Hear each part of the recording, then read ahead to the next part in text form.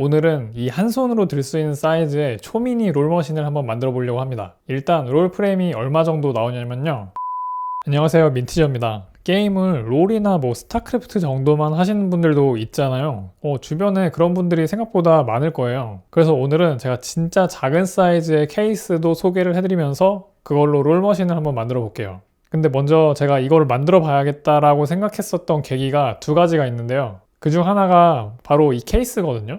제가 알리익스프레스에서 또 살만한 케이스 없나 이렇게 구경을 하고 있었는데 한 개가 눈에 띄더라고요. 그래서 바로 이 케이스였는데 지금은 또 가격이 제가 샀을 때보다 10,000원 정도 더 올랐는데 저는 한 35달러 정도? 그 정도에 샀었거든요. 근데 사실 저는 이게 알루미늄인 줄 알고 샀는데 막상 받아보니까 철판이긴 했어요. 그래서 처음엔 이거 뭐지 싶었는데 오히려 좋죠. 왜냐면은 철판이 생각보다 두께가 두꺼워가지고 완전 튼튼한 느낌이 있습니다. 그런데 이렇게 모서리 쪽, 이렇게 철판을 갖다가 절곡한 부분, 이런 쪽은 디테일이 좀 좋지는 못해요. 그래서 이런 쪽은 좀 눈을 감아 주시고요. 어쨌든 가로 세로 두께까지 사이즈가 엄청 작아요. 그래서 이걸로 좀 만들어 봐야겠다 이렇게 생각을 하고 있었는데 그때 또 딱 이렇게 눈에 들어온 게 라이젠 5 프로 4650G입니다. 제 생각에는 지금 이 CPU가 출시 이래로 가성비가 가장 좋은 타이밍인 것 같아요. 지금 단품으로 구할 수 있는 가격이 16만원 정도 되거든요. 이게 L3 캐시가 8메가밖에 안 돼가지고 그게 진짜 좀 너무 하긴 해요. 근데 그래도 이 가격이면은 그냥 APU 치고 꽤 괜찮다고 봅니다. 근데 물론 그 외장 그래픽을 쓸 거라면은 그냥 무조건 i3 12100F로 가는 게 정답이에요. 지금 이거는 한 11만원? 그 정도 하더라고요. 이 정도면은 우리 갤싱어 사장님이 미친 정도죠. 아무튼 오늘은 초미니 케이스라서 내장 그래픽이 필요하니까 4650G로 온 건데 그러면은 5600G를 안 하고 왜 이걸로 왔어요 하실 분들이 있을 것 같아요. 지금 5600G랑 4650G랑 가격 차이가 대략 한 5만원 정도 나는데 개인적으로는 5만원을 더 주고 갈 만한 그런 메리트가 있는 것 같지는 않아요. 어차피 APU를 사용한다는 게 지금으로서는 고성능이 필요한 작업은 안 하겠다 라는 의미랑 크게 다르지가 않아가지고 4650G를 쓰나 아니면 5600G를 쓰나 그게 그거라고 봅니다. 다른 부품들은 제가 가지고 있는 것들을 사용해서 조합을 할 건데요. 사이즈가 작긴 하지만 그래픽 카드가 안 들어가니까 공간 자체가 엄청 좁고 그러지는 않을 것 같아요. 그러면은 지금부터 자리를 옮겨가지고 조립을 좀 해볼게요. 자, 그래서 자리를 옮겨 봤는데요. 제가 일단 어느 정도는 메인보드를 완성을 해놨어요. 그래서 이렇게 보시면은 지금 SSD랑 메모리랑 그리고 CPU까지 장착을 다 해놨습니다. 아무래도 사이즈가 되게 작은 케이스에다가 들어가는 거다 보니까 메인보드 자체도 사이즈가 되게 작죠. 이게 미니 ITX 사이즈의 보드인데요. 보시면은 거의 손바닥보다 조금 더 큰 정도? 이 정도예요. 보세요. 엄청 사이즈가 작죠. 그리고 참고로 이 CPU 팬은 지금 보시면 히트싱크 밑에 CPU 팬이 있잖아요. 이게 바깥으로 바람을 갖다가 뿜어내는 형태로 CPU 팬이 장착이 돼 있어요. 그러니까 보통은 돌면은 아래쪽으로 바람이 들어가는 형태거나 아니면 타워형 쿨러인 경우에는 이제 히트싱크가 이렇게 위에 있고 옆에 팬이 붙어가지고 이쪽으로 바람을 이렇게 불어내는 이런 형태로 돼 있잖아요. 근데 요거는 이제 팬이 이 히트싱크 밑에 장착이 되면서 거꾸로 바람 방향이 이렇게 앞으로 나가는 형태 이렇게 들어가 있습니다. 그래서 이런 형태로 되어 있는 팬이 이렇게 작은 사이즈의 케이스에 들어가기는 좀 괜찮죠. 그런데 조립하기 전에 잠깐 케이스 디테일을 조금 보여드릴게요. 조금 디테일이 별로인 부분이 꽤 많아요. 이렇게 보시면은 이 앞쪽에 여기 앞쪽 보시면은 조금 페인트가 까져 있는 부분이 있거든요.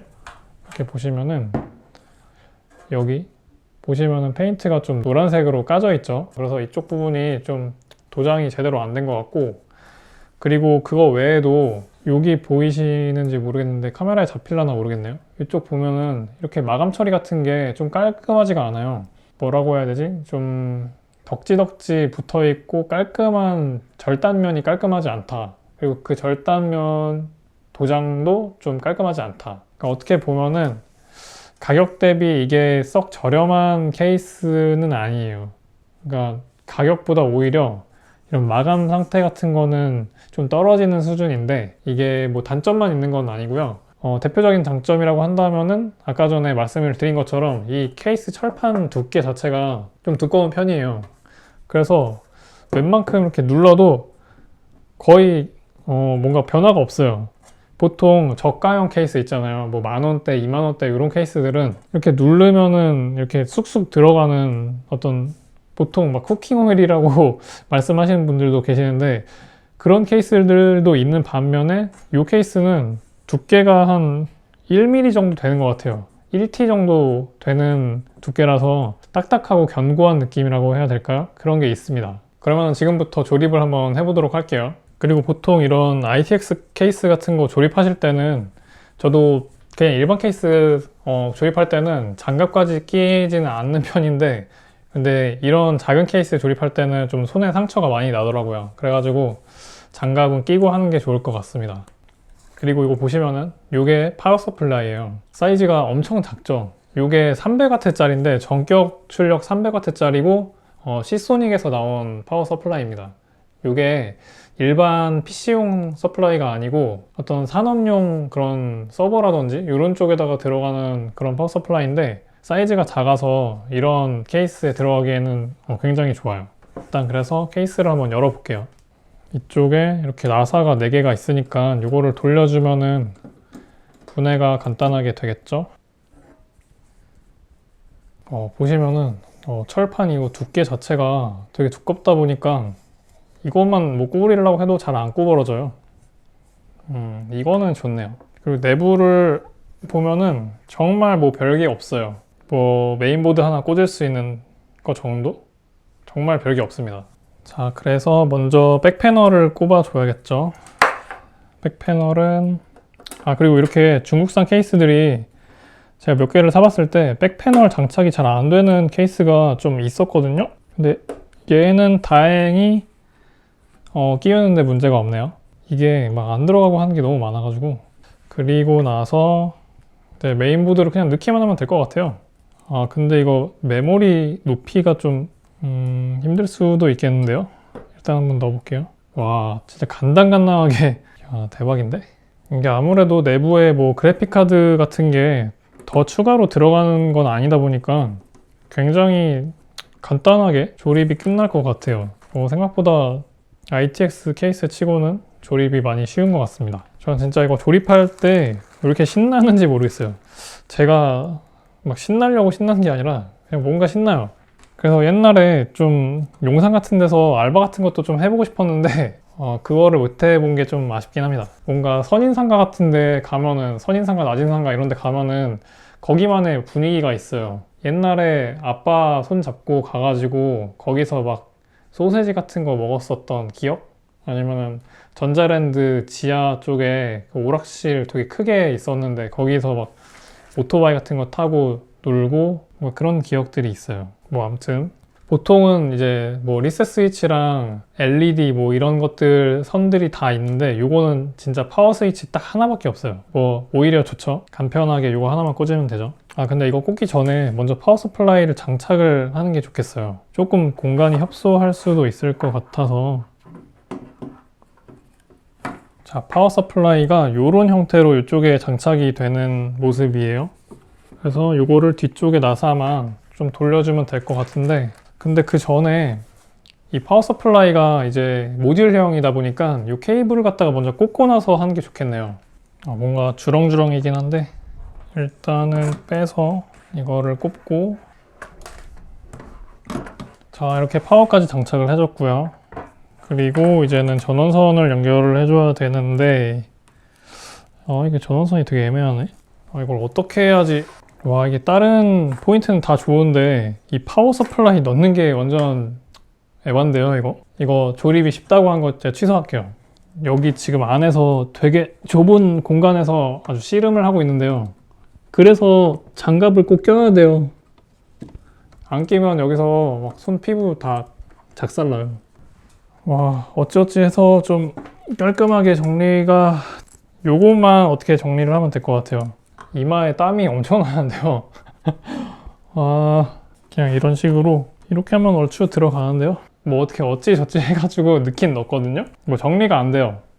정리가 안 되고 그리고 어차피 이거 닫으면은 또 안 보고 일 거니까 빨리 닫아 버리겠습니다. 완성했습니다. 내부가 좀 협소해서 그렇지 뭐 조립하는데 복잡하고 이런 건 아니었거든요. 그래서 컴퓨터 키는데 뭐 한 번에 켜질 것 같기는 해요. 그러면 컴퓨터 켜가지고 이제 테스트 한번 해볼게요. 그래서 이렇게 조립을 완료를 했고 총 6가지 게임 테스트를 해봤는데요. 참고로 메모리 클럭은 CL14에 3400MHz입니다. 게임 종류는 저사양 게임부터 고사양 게임까지 좀 여러 가지를 해봤는데 포르자 같은 경우에는 뭐 못한다고 보시는 게 맞는데요. 오버워치 정도는 그냥 그럭저럭 즐기면서 할 수 있다고 보여지고요. 스타크래프트 리마스터랑 그리고 롤 정도는 무난하게 돌릴 수 있다고 보여집니다. 특히 롤은 최상업으로 리플레이를 돌린 결과라 가지고 실제 게임에서는 이것보다 최소 한 10프레임 정도는 더 나오지 않을까 예상이 됩니다. 그런데 다만 한타 때는 순간 프레임이 90프레임대까지도 내려가기는 하지만 끊긴다는 느낌이 들 정도는 절대 아닌 것 같고요. 그래서 뭐 진짜 롤만 하시는 분들한테는 어떻게 보면은 이런 그래픽카드 대란 상황에서도 남의 일일 수도 있는 거죠. 근데 뭐 당연히 골수 롤 유저분들은 롤 무시하냐, 각 잡고 하려면 롤도 그래픽카드 필요하다 이렇게 얘기하실 수도 있는데 맞긴 맞아요. 근데 그냥 캐주얼하게 즐기는 정도로 한다면은 이 정도만 해도 하위 1% 프레임도 한 90 정도 나오니까 괜찮지 않을까 싶어요. 그리고 이거는 시네벤치 릴리즈 20의 결과인데요. 램 오버클럭을 한 것까지 감안을 해야 되긴 하겠지만 L3 캐시가 8MB인 것 치고는 멀티 성능도 어느 정도 나와주는 모습입니다. 12세대 i3 12100F보다 살짝 더 높은 정도죠. 그래도 뭐 6코어긴 하니까요. 그런데 게임도 게임이지만 제 생각에는 그냥 이거를 일상용 컴퓨터로 썼을 때도 만족감이 되게 클 것 같아요. 제가 이 CPU 쿨러를 녹투아를 썼거든요. 보시면은 이렇게 이 녹투아 펜을 제가 썼어요. 근데 역시 녹투아는 녹투아인 게 펜 소음이 정말 거의 없어요. 요거 녹투아 92mm 펜인데 진짜 정말 조용합니다. 그리고 아까 보여드린 그 작은 파워 서플라이가 일정 전력 사용량 미만에서는 아예 그 펜이 돌지를 않아서요. 그래서 유튜브를 본다거나 아니면 웹서핑 같은 거 정도만 할 때에는 이 본체 안에서 녹투아 펜 하나만 돌고 있어가지고 진짜 컴퓨터 킨지 안 킨지 구분이 안 돼요. 그만큼 엄청 조용합니다. 그리고 역시 RGB 튜닝 램을 쓰다 보니까 과하지 않게 이제 케이스 틈 사이로 은은하게 빛이 반짝반짝 거리는 것도 좋은 것 같고요. 그래서 오늘은 이렇게 초미니 롤 머신을 만들어 봤는데요. 케이스 사이즈는 마음에 드는데 아까 말한 대로 마감 퀄리티가 조금 떨어지는 게 아쉽긴 합니다. 여기서 퀄리티만 조금 더 좋았으면 진짜 괜찮았을 것 같은데 다음에는 좀 더 신박한 미니 케이스를 한번 보여드리도록 할게요. 그러면은 오늘도 봐주셔서 감사하고요. 행복한 하루 되세요.